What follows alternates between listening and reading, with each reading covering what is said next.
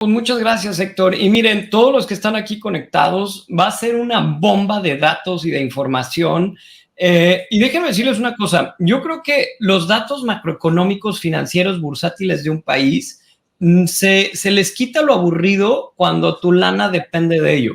Entonces, yo lo voy a analizar desde el punto de vista profesional de mi área de expertise, que es el área financiera, parte económica y sobre todo bursátil. Vaya, yo he dedicado toda mi vida tanto al estudio en materia educativa, en toda mi formación profesional, como también en toda mi carrera profesional en laborar en instituciones financieras, casas de bolsa, de escrito solamente del área financiera. Entonces, yo creo que esa es mi área de profesión.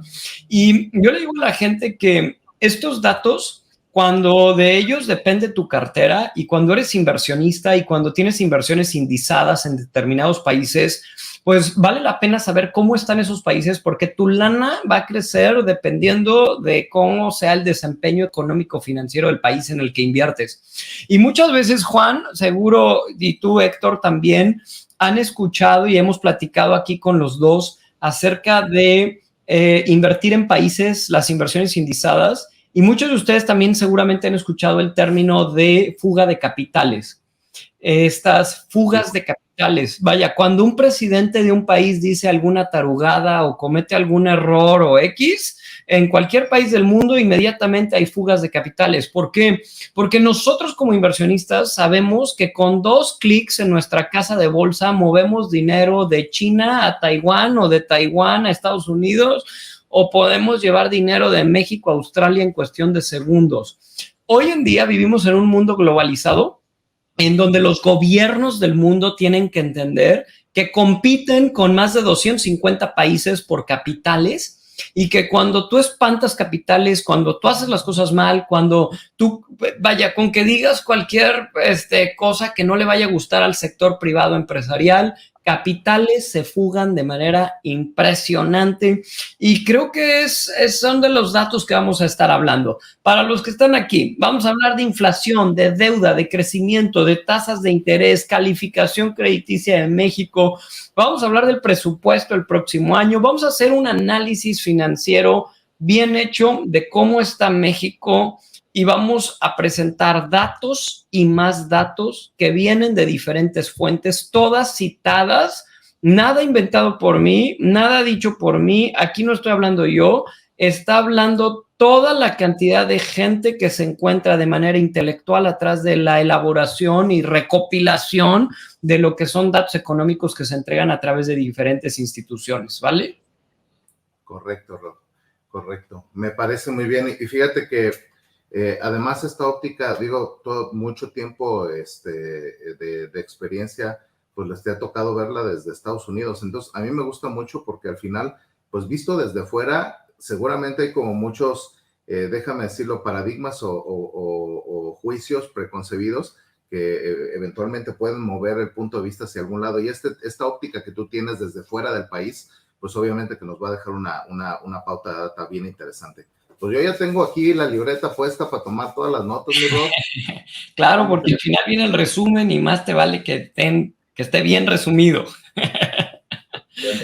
Bueno, antes que nada, quiero hacer un breve resumen de algo de lo que he hablado mucho en mis libros y varios de los que me siguen, pues ustedes saben que yo soy libertario y yo tengo una firme creencia y es que los países más exitosos del mundo y el éxito económico y de desarrollo humano y de reducción de la pobreza de un país es la libertad económica. Esto está científicamente probado, esto no está sujeto a debate, esto cualquier economista libertario te lo va a demostrar con datos reales.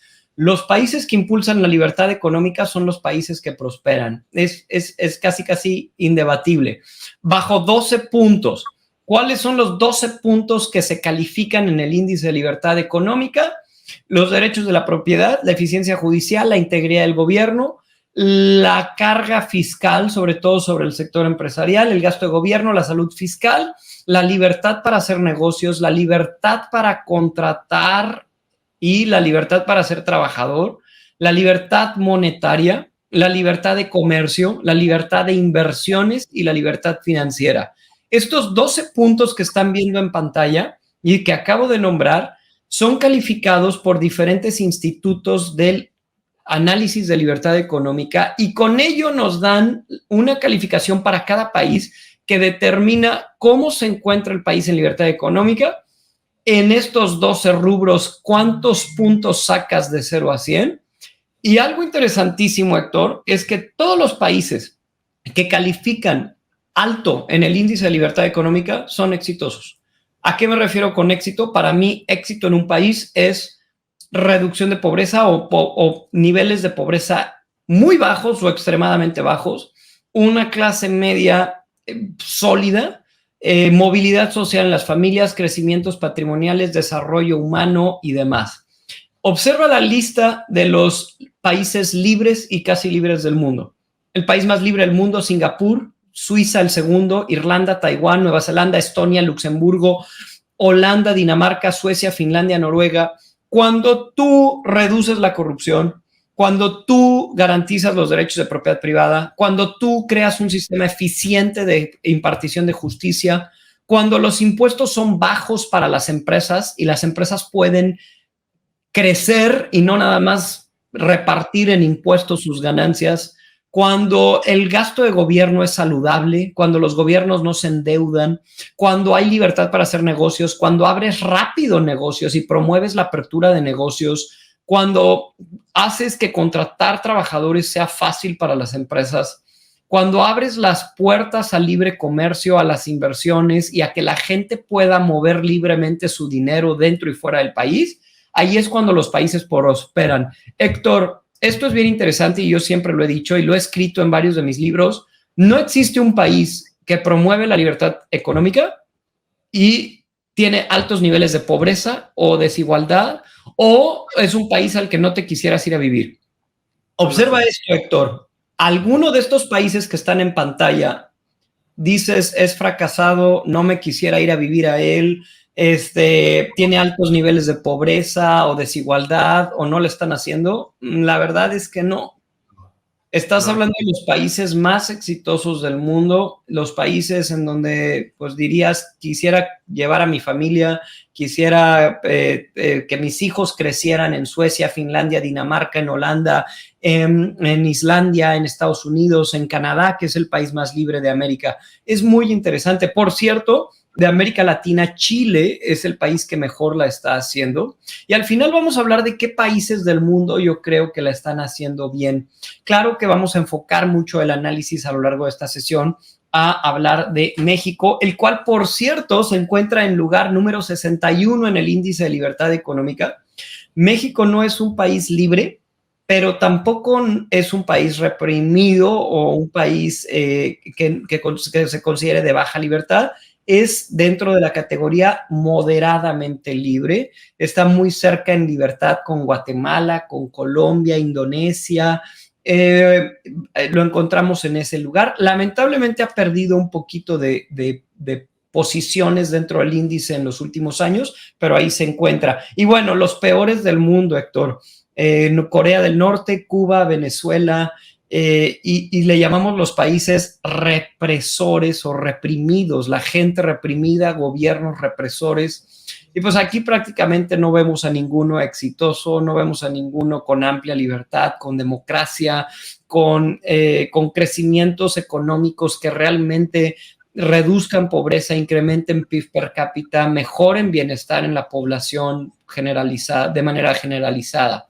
Normalmente los países de izquierdas extremas, los países socialistas, comunistas, represores, dictaduras y demás, son los que caen aquí. Y bueno, son los países con más emigrantes, ¿no? Gente, tú sabes lo que ha pasado con venezolanos, ¿no? Con cubanos, o sea, es más, los mismos chinos. Los chinos sueñan con hacer dinero para poder salir de su país y llevarse a su familia fuera de China, que es un país sin libertades internamente. Pero bueno, eso es en cuanto a libertad económica se refiere. Ahora, Héctor, algo bien importante y antes, y esto es algo que les quiero decir a todos los que están escuchando, porque ya voy a entrar a la parte de datos. Aquí te estás presentando tú como paciente frente a un doctor y le estás llegando con tus estudios a que el doctor te diga qué tienes. Si tú eres de los que van con el doctor Y aunque el doctor te está diciendo, oye, traes colesterol y es malo, le vas a debatir que el colesterol es bueno porque te genera un sentimiento de felicidad y vas a tratar de defender al colesterol frente a alguien que te está demostrando con números que estás mal. Yo mejor te diría que disfrutes tu miércoles 8 de la noche, ve a cenar, disfruta tu familia y no estés aquí. Porque algunos de los datos que voy a dar son buenos, pero otros pueden incomodarte, sobre todo si tú en tu ánimo eres de los que quieres, en tu afán por no ver la realidad, defender al colesterol, ¿no? Entonces, por eso estoy poniendo esta imagen en pantalla, porque ¿qué es lo que voy a hacer? Te voy a enseñar la radiografía de algunos datos económicos de este país que me están pidiendo analizar, que en este caso se llama México. Yo soy alguien de mayoría intelectual, o sea, yo manejo mis decisiones y creo en la mayoría intelectual. Yo no soy de preguntarle a la mayoría, sino de a la mayoría intelectual por lo que yo voy a requerir ayuda o asesoría en. Si yo fuera a requerir ayuda en pensar o en hacer algo relacionado con la medicina, pues la mayoría intelectual a la que deberíamos recibir un consenso y entender qué nos dice, pues es un grupo de médicos y especialistas. Si yo fuera a construir un centro aeroespacial, pues probablemente voy a hablar con astronautas e ingenieros en aeronáutica espacial para que me digan en dónde me conviene hacer mi parque aeroespacial para lanzar cohetes al espacio. Entonces, yo creo que cuando nosotros nos acercamos a solicitar datos, tenemos que revisarlo con la mayoría intelectual, la gente que se dedica a ello. Por eso muchos de los datos que voy a proporcionar hoy justamente vienen de esto, vienen de una mayoría intelectual, que ¿quiénes son? Pues son economistas, son financieros, son gente del medio que recaba toda esta información para poder darnos datos duros, ¿no? Datos que van. Y quiero decir que no soy político, no me interesa la política, no me caen los políticos. O sea, en mi mente yo califico a los políticos latinoamericanos entre malos y terriblemente malos. O sea, si tú me dices, oye, yo no le aplaudo a nadie y creo que está mal mezclar economía y finanzas con política. Los gobernantes son administradores, son nuestros empleados. Desde este punto nosotros pagamos impuestos en el país en el que vivimos para que esta persona nos administre y nos administre bien, ¿no? Entonces, yo no soy ni de apoyar a tal partido en tal país o de creer que uno me va a sacar, no. Yo veo por mí y analizo mis datos y trabajo por lo que yo, pues, pienso que los datos y su desempeño pudiera demostrarnos. México, en el índice de libertad económica, ¿cómo se encuentra? Dijimos en lugar 61 con una calificación 63. Vamos a hablar de en qué está bien y qué está mal antes de analizar internamente sus números. ¿En qué está bien? Y en México es una joya. En libertad de comercio, México tiene cantidad de tratados de libertad de comercio firmados. ¿Y tú sabes a quién se le debe eso, Héctor? Ojo, sí voy a mencionar a personajes políticos, ¿no? Como desde datos, desde mencionarlos ahora sí que los datos históricos.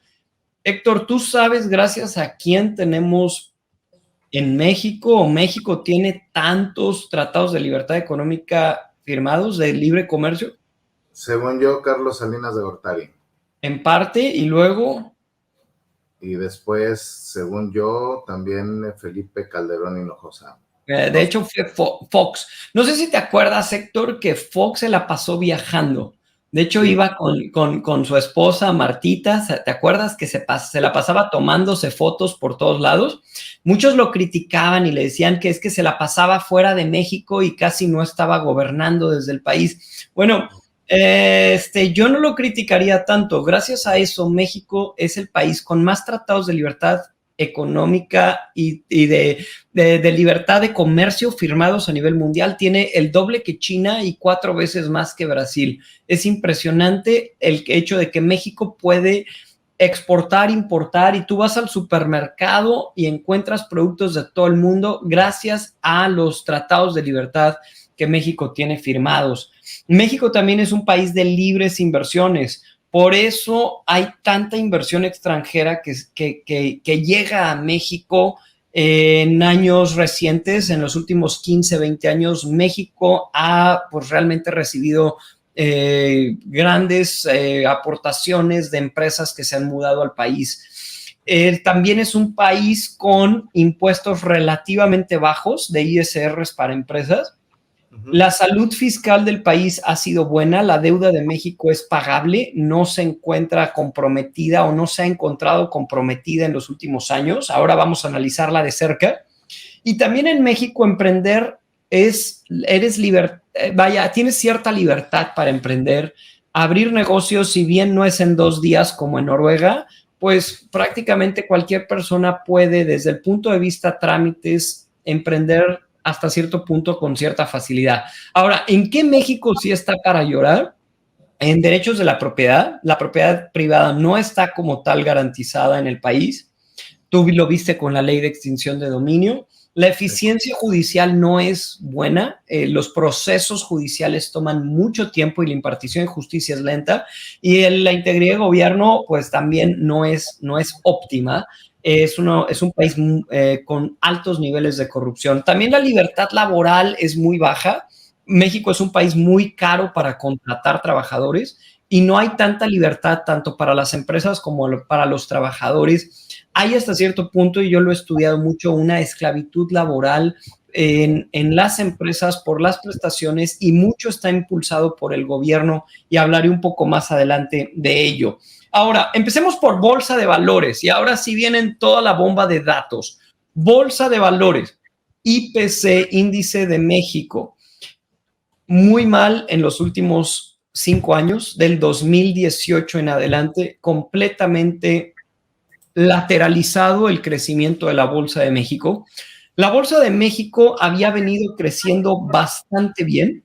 De 1991 al año 2018, es la gráfica que estamos viendo aquí, México creció, la Bolsa Mexicana creció 3,449%. Muy buen crecimiento en el gobierno de Zedillo, muy buen crecimiento del gobierno de Fox, de hecho, excelente crecimiento de desempeño de la Bolsa Mexicana y las empresas mexicanas en Fox, muy buen desempeño en Calderón, también en el sexenio de Peña Nieto hubo muy buen desempeño de Bolsa Mexicana de Valores.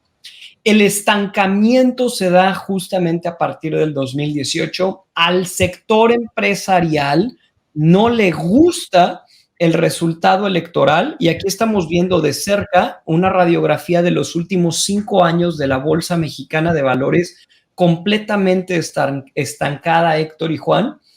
En el año 2018 son las elecciones, hay una baja fuerte por el resultado electoral, seguida después por una baja de la pandemia en el año 2020, y al día de hoy, 2023, 5 años después, la bolsa sigue en el mismo nivel que en el año 2018. O sea, podríamos decir que el crecimiento que se tenía bursátil en México, todas las inyecciones de capital hacia las empresas mexicanas, inversiones extranjeras hacia el sector bursátil, están completamente detenidas. Los precios de la bolsa pues son datos reales que no pueden ser alterados.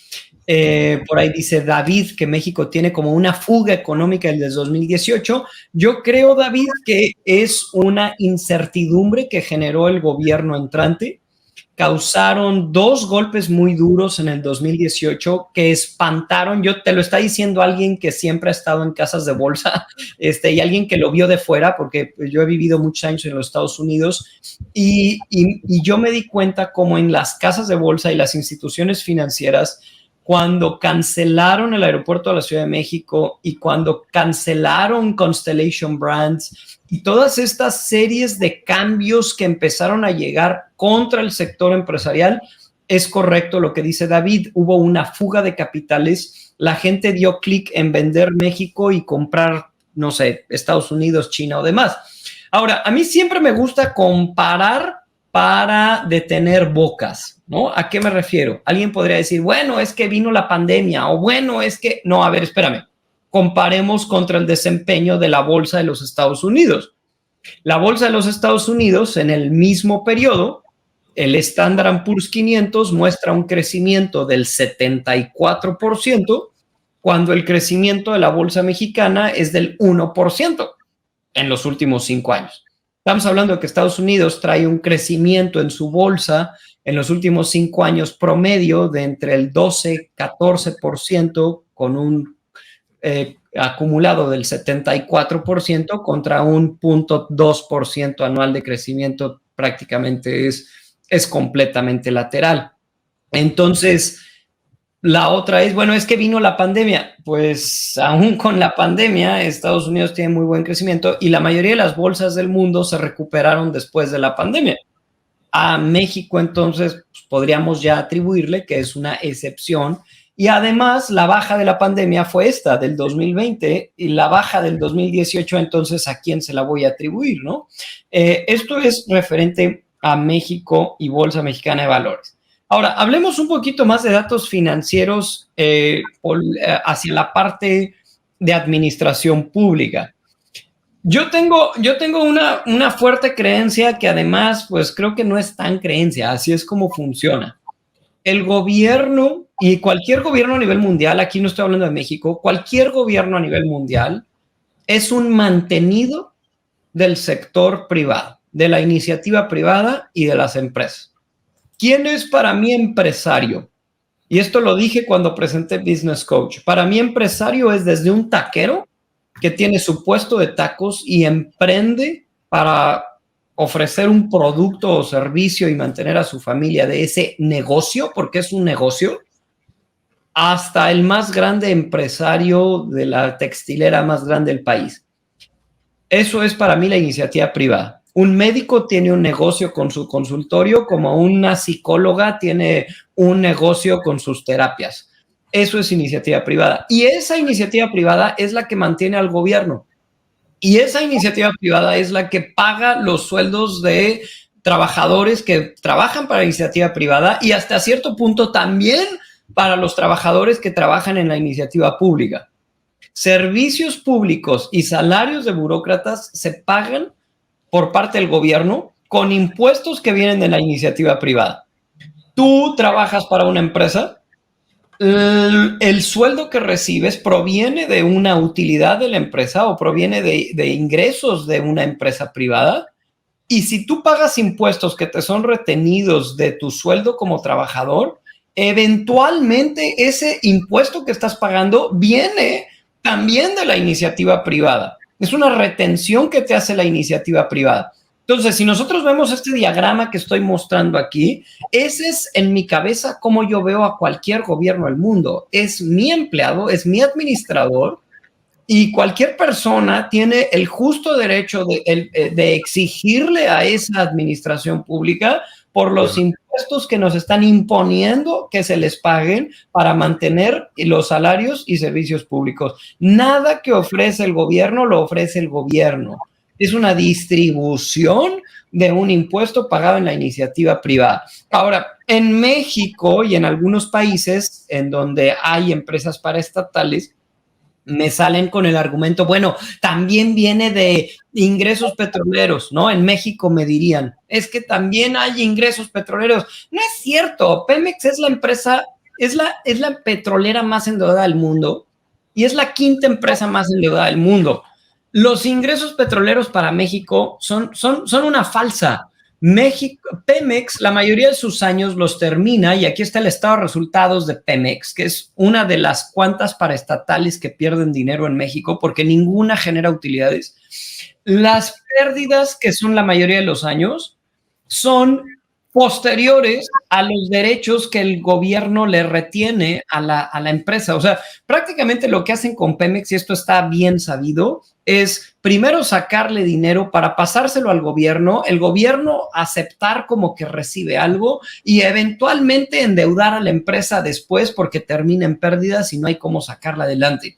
Las empresas paraestatales en países latinoamericanos terminan siendo una carga fiscal para el país, y los 110,000 millones de dólares de Pemex en deuda y los 3, 4, 7 mil millones de dólares que están endeudando cada año a Pemex, discúlpame, pero no tienen nada que ver con las pocas utilidades que generan, y además las utilidades ya traen un arrastre que no viene como tal. Entonces, nada más lo quise poner porque siempre hay quien dice, bueno, es que no solo es impuestos, también es petróleo. No es cierto, no, hay que ser realistas con lo que estamos viendo de empresas paraestatales latinoamericanas. Ahora, datos buenos, datos... Rodrigo, nada más, perdón, buenas noches, nada más para comentar, normalmente nos podrán decir, se vende tanto petróleo, el petróleo ha crecido tanto, sí, pero al final los negocios se ven a través de este documento que presenta aquí, que es un estado de resultados, ¿no? Es, oye, claro, ¿cuánto vendí? ¿Cuánto gasté? Y entonces, ¿cuánto gané o perdí? Y en este caso nos estás presentando un ejemplo muy claro de, pues, vendiste, pero gastaste más de lo que vendiste y entonces estás más endeudado y no es negocio, entonces, ¿no? A ver, Juan, no nos vayamos muy lejos. Aquí está, en el año 2022, Pemex tuvo rendimientos antes de derechos, o sea, antes de que el gobierno le quitara su parte, por 400,000 millones de pesos. Luego le quitaron 398,000 millones de pesos. Esos 398,000 millones de pesos son 10,000 millones de dólares. Es lo que le endeudaron el año pasado. O sea, prácticamente... Estás de manera ficticia alterando los datos de deuda emitida contra utilidades que le estás obteniendo después de los derechos que se le están reteniendo a la paraestatal. Sí, por eso no es el negocio que mucha gente pueda pensar, ¿no? Y que es el petróleo es de todos los mexicanos y cosas por el estilo. Durante muchos años. No, y además aviéntale, Juan, que también el petróleo ha tenido caídas en el precio por barril. México no es un país petrolero. Hasta Noruega tiene más petróleo que México y no lo andan presumiendo. Es más, Ecuador tiene más petróleo que México y no lo andan presumiendo. Y tienen como una quinta parte de la población mexicana. México, reservas probadas tienen menos de 10,000 millones de barriles restantes. O sea, a México casi no le queda petróleo.